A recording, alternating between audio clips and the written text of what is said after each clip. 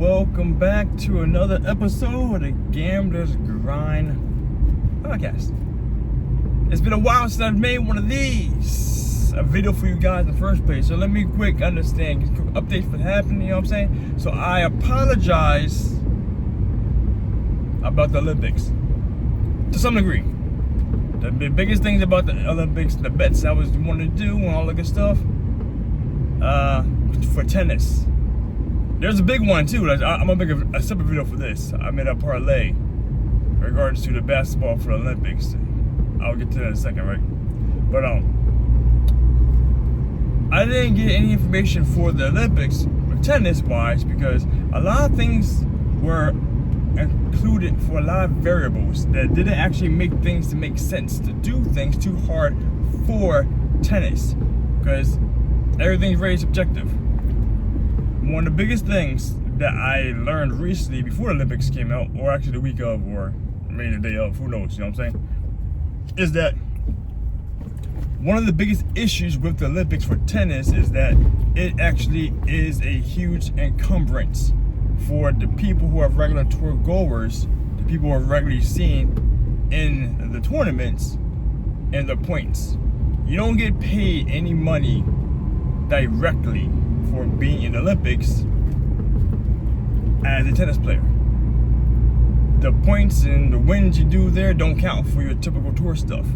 It's all for the Olympics. And some people are very prideful for the country and doing not a good job in jazz. You know what I'm saying? Like the number one person in men who is so desperately seeking it from what they try to portray in the media, Novak Djokovic, right? Which, as you've seen, if you guys have paid attention to the Olympics last year, that was a big hindrance to him. Not last year, last time. His going for the gold actually hurt him to the point to where he couldn't win. Like he couldn't even perform at all in the finals. Or for a medal for that matter, because you lost 2 matches back to back. 1 to Zverev, which don't get me wrong, Zverev actually was playing pretty decent. But Djokovic lost straight sets, which that should not be the case. Same thing happened with when he played Roberto Bautista Agut, something like that. He lost to him on bronze medal. He just choked up. You know what I'm saying? It wasn't what he wanted, I guess, and blah, blah, blah. So that same thing happened to Iga Swiatek. If you guys saw her match against, what's her name? Qin Zheng? It's a Chinese player, right? Number 6 in the world.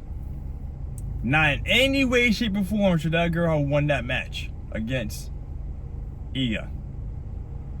But nervousness, emotions, motivations take over. And some people play better. It's actually, if you saw the interview, she cried her tears out because she was so devastated by that loss. She should have lost that. She was hugely favored to win that, right? And some players, like I said, some players play differently, entirely. Like Felix Auger-Aliassime. He tends to play phenomenal in the Olympics, try for the country. You know what I'm saying? Some people do that. And everyone's motivation is different. And the people who are playing clay, because this time it actually was on clay. Last time it was on hard court or grass, hard court. I forget. But this time it was on clay. And everyone doesn't do so great on clay. Completely different tennis match, which I made a video about this. You guys should check it out. The differences of the playing fields.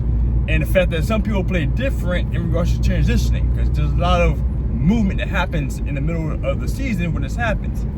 Because we went from hard court to clay to grass to back to clay for Olympics.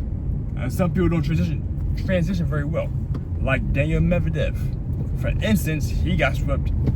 This is some things like they didn't expect. Like if you look into it, you can see it coming. Some matches y'all saw coming because the players and some things happen still from the current, 2 months, 3 months of action. But it was really hard to call stuff.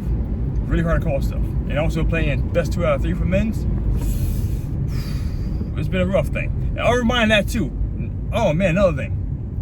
The tennis betting live took a huge hit during the Olympics. It went from being a normal to being delayed a game to being delayed like a point or 2 or point or 3 to being completely not able to bet the game that's currently happening on at least 2 different sites.